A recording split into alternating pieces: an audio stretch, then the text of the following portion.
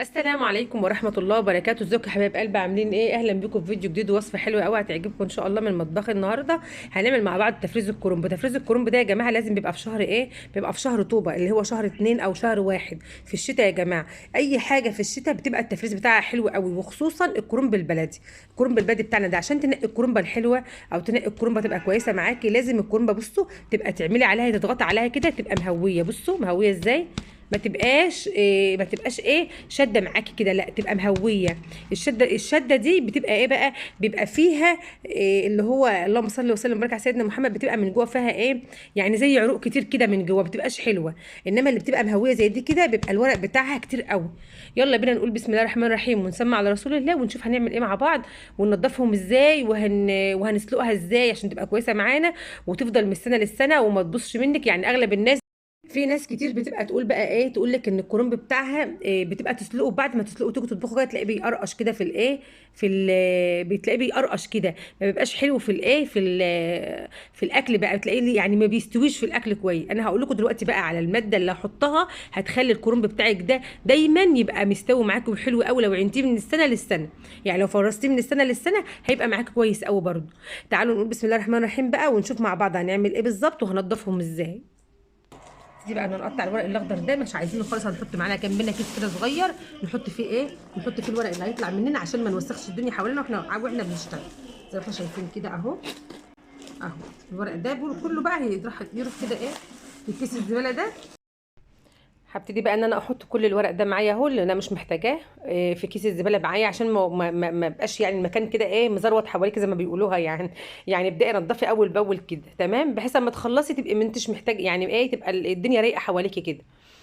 بدات ان انا بقى ايه احوش الراس بتاعتها زي ما انتم شفتوا كده، وبدات ان انا بصوا هقطع نفس التقطيعه دي بالسكينه كده ببوز السكينه، وبنزل لتحت يا جماعه اهو زي ما انتم شايفين كده اهو. ببتدي ان انا الفها زي دايره كده، زي دايره صغيره كده اهو. في بقى القلب بتاعها لسه بقى في حته كده في القلب لسه ما بتطلعش، بصوا بقى. ببتدي برضو ان انا الفها كده ايه زي دايره برضو صغيره، وفي نفس الوقت بحافظ على الورق اللي تحت ان انا ما اقطعوش تمام كده. اهو الناس اللي مبتدئين يا جماعه لسه اهو، بحافظ على الورق اللي تحت ان انا ما انزلش بالسكينه قوي لتحت عشان ما اقطعش الورق اللي تحت يتهرى منه ويبوظ. تمام كده اهو زي ما احنا شايفين. بصوا بدات ان انا إيه كده خلاص. هي بصوا عشان هي بلدي بقى وحلوه، بصوا اتفصصت ازاي معايا، طلعت اتفصصت وجميله جدا لان انا اخترت الكرومبه صح. فالورق هيطلع منها ما شاء الله كتير وهيبقى حلو قوي زي ما انتم شايفين كده اهو. تمام. بصوا يا جماعه انتوا ممكن تعملوا الكرنب ده مشروع للبيت حلو قوي، مشروع التفريزات ان هي بتاعه الكرنب بقى والسبانخ والحاجات دي كلها. ممكن تعمليها مشاريع حلوه قوي للبيت على فكره، بتبقى مشاريع جميله جدا. ان انت تجيبي الكرنب وتسلقيها كده وتوضبيها ومش عارفه ايه، وتبيعها بقى بالكيلو، وتبيعها بقى يعني زي ما السوق بتاعك شغال او ما الناس اللي حواليك في السوق شغاله. تمام. مشاريع حلوه جدا يا جماعه من البيت، وانت قاعده في البيت في وسط عيالك بتجيبي الحاجه وبتعمليها. تفتحي له جروب صغير كده على قدك، هيكبر واحده واحده طالما حاجتك نظيفه وحلوه. اهم حاجه تنضفي حاجتك وتعمليها تبقى جميله جدا معاكي. تمام. اهم حاجه تنضفي الشغل بتاعك هيبقى حلو قوي. وطبعا ما هتبقى مشاريع حلوه قوي قوي من البيت يا جماعه. طبعا بعد ما قطعت الكرنب بتاعي زي ما انتم شايفين كده، هبتدي بقى ان انا احط شويه ميه على البوتاجاز. اول ما هتغلي كده او هتقلب معايا، هبتدي ان انا احط بقى معلقه كمون عشان الغازات والانتفاخات يا جماعه، وفي نفس الوقت برضو عشان ما يعملش ريحه وحشه في الشقه واحنا بن ايه بنسلق الكرنب. الكرنب بقى يطلع ريحه مش كويسه كده. فمعلقه الكمون دي بتبقى حلوه، بتبقى حلوه معاه، ما بتطلعش روايح. وبدات احط معلقه من الملح كبيره كده برضو، او معلقتين من الملح كبار زي ما احنا شايفين كده مع بعض. وهبتدي بقى ان انا اقول لكم على السر بقى في ايه، في ان هي الكرنبه تفضل معاكي ما تقرقش، يعني ما تيجي تطبخها كده وتسويها ما تبقاش مقرقشه كده، بتبقى الجلده بتاعتها او الورقه بتاعت الكرنبه بتبقى مقرقشه كده معاكي. فهي معلقه السكر بتاعتنا دي كده مش هتمنع موضوع ان ان هي تبقى بتقرقش كده معاكي، لا معلقه السكر دي هتسوي الكرنبه معاكي خالص خالص خالص تمام كده. ولو برضو عملتيها او فرست كرنبك بدري وما كنتوش تعرفي المعلومه دي، فانا قلت لك المعلومه دي اهي. بصي بقى، ما تيجي تسوي الكرنب بتاعك، روح حاطه عليه ربع معلقه كده او ترطوفه كده من السكر على الحله بتاعتك بعد ما بعد ما تلفيها. تمام. السكر هيساعد على تسويه الكرنب جدا، يعني هيخليه يستوى ويبقى حلو معاك. تمام كده. زي ما احنا شايفين كده، بدات ان انا اول ما الميه بتاعتي تغلي، لازم الميه بتاعتك يا جماعه تكون بتغلي، لان انا عملت هنا حطيت والميه مش بتغلي، فالكرنب اخدت وقت شويه معايا في في السلق. تمام. يعني ما اخدتش وقت كتير ولا حاجه، بس هي انا حبيت ان انا يعني هتشوفها معايا دلوقتي كده. لازم يا جماعه تكون الحله بتاعتك اكبر من الكرنبه. لازم الحله بتاعتك تكون اكبر من الكرنبه عشان تاخد الكرنبه تبقى تبقى مرتاحه فيها كده وتعرفي تسلقها كويس. تمام. بصوا زي ما انا قلت لكم دلوقتي بقى انا حطيت الكرنبه بتاعتي بدري شويه عن عن ما الميه بتغلي، فهطلع دلوقتي كده ورقه معاكم وهشوف دلوقتي هي بدات تستوي ولا لا. يعني هعمل لها زي زي تيست كده صغير او اختبار صغير كده، اشوف الورقه بتاعتي محتاجه لسه تتسلق ولا لا. انا لقيت الورقه بتاعتي لسه محتاجه اهو، فهسيبها شويه كمان. تمام. انت ما تحطيش بقى غير والميه بتغلي. تمام. عشان يعني تنجزي الوقت بتاعك على طول. ماشي كده. اهو بدات ان انا ان انا اسلقها معاكم اهو. هي مش هتاخد اكتر من عد من 1 ل50 بس، يعني مش هتاخد معاكي وقت كتير قوي. من 1 ل50 هتلاقيها بقت استوت معاكم وبقت حلوه اهو. بدات ان انا بقى اسحب الورق بتاعي اهو واحده بواحده كده، هي خلاص بدات تستوي معايا وبقت حلوه قوي اهي.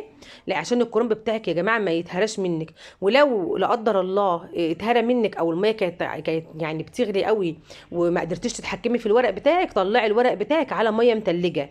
يعني شيلي الورق على طول من الحله، حطيه في في ميه بتلج، هيحفظ درجه حرارتها بقى، هيبرد الورقه معاكي، فالورقه مش هتدوب قوي. تمام كده. تمام يا حبايب قلبي. لو وصلتوا معايا لهنا بقى يا ريت ما تبخلوش عليا باللايك يا جماعه. لايك كده وتعليق حلو منكم كده، او كومنت حلو يعرفني ان الفيديوهات بتاعتي بتعجبكم او ما بتعجبكوش. يعني حط، لو مش عاجبك الفيديو برضو حط لي تعليق برضو، قولي مش عاجبني، مش هزعل والله. تمام. تمام كده. زي ما احنا شايفين دلوقتي معايا الكرنب اهو، بدات ان انا بصوا انا طبعا كنت برصه بطريقه معينه لي انا.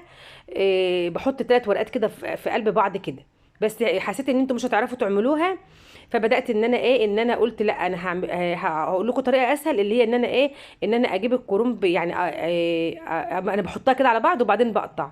لا انا لقيت ان حسيت ان الطريقه دي هتبقى بالنسبه لكم تقيله شويه، او ممكن الناس المبتدئين مش هيعرفوا يقطعوا العروق كده، ممكن يخلوها يعني تاخد منهم يعني ورق كتير من الورقه او تهدر معاكي في الورقه.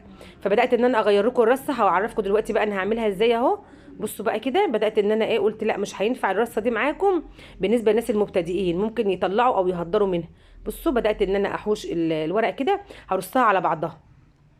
تمام. انا اهو بصوا برص الورق كده على بعضه، 3 ورقات اهو او 4 ورقات مع بعض كده.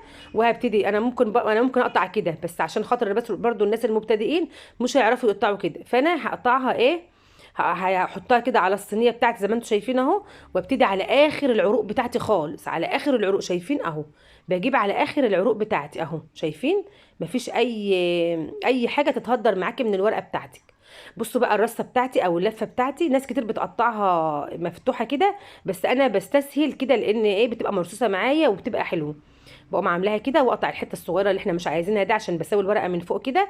وببتدي ان انا ان انا اهو بصوا اقطعها كده على قد ما انت عايزه بقى، 4 صوابع، تعملي اقل تعملي اكبر براحتك خالص. اللي انت عايزاه تقطعيه من الكرنبه قطعي على قد ايدك وعلى قد الصوابع اللي انت اللي انت بتحبي تعمليها. تمام. بصوا زي ما انا بقول لكم دلوقتي كده، هي كلها زي بعضها ما شاء الله، ما فيش لا ورقه اتهدرت ولا اي حاجه اهو زي ما احنا شايفين. بصوا اهو اهو الورق بتاعنا طبعا مش هترمي الحته الصغيره دي كده، يعني مش محتاجاها في حاجه اهو. تمام. يعني ارميها بقى، مش محتاجه الحته الصغننه دي، مش بتبقى محتاجاها في حاجه.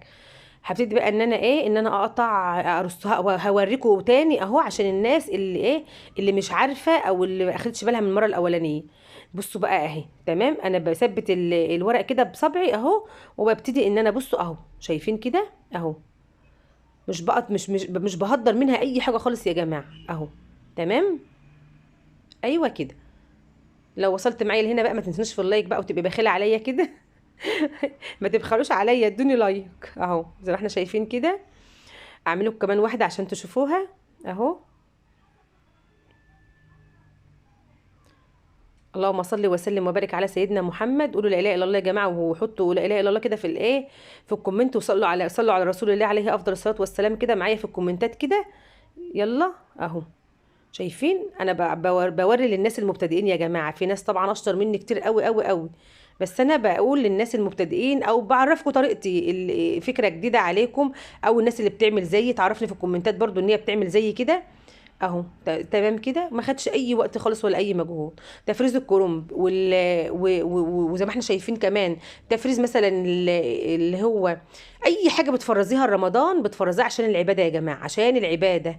مش مثلا بنفرزها عشان الحاجه هتغلي بقى واجري بسرعه هاتي واعملي، لا، طبعا عشان الايه، عشان نعرف نعبد ربنا حق عبادته.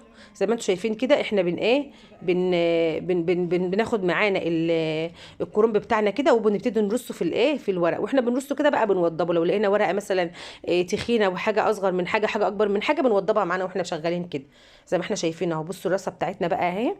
لو انت عندك الجروب بقى زي ما انا قلت لك وعايزه تعملي تبيعي من بيتك، هتعملي بقى هترصي بقى المنظر ده كده، وتنزلي بقى الحاجات الحلوه دي، وتقول لهم بصوا بقى انا عملت لكم مثلا تفريز الكرنب بتاعي، او شيء شكل الكرنب كده، خليه يبقى حاجه يعني تخليكي بصي تبقى الناس مبسوطه كده بالحاجه بتاعتك.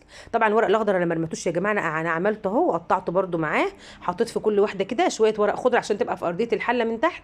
تمام كده اهو زي ما احنا شايفين. بصوا يا ريت بقى لو عجبكم الفيديو بتاعنا ما تنسوش في اللايك والشير يا جماعه. بصوا كل كميه الورق دي على بعضها ما شاء الله حلوه قوي اهو زي ما احنا شايفين. لو عجبكم الفيديو ما تنسوش في اللايك والشير، والسلام عليكم ورحمه الله وبركاته.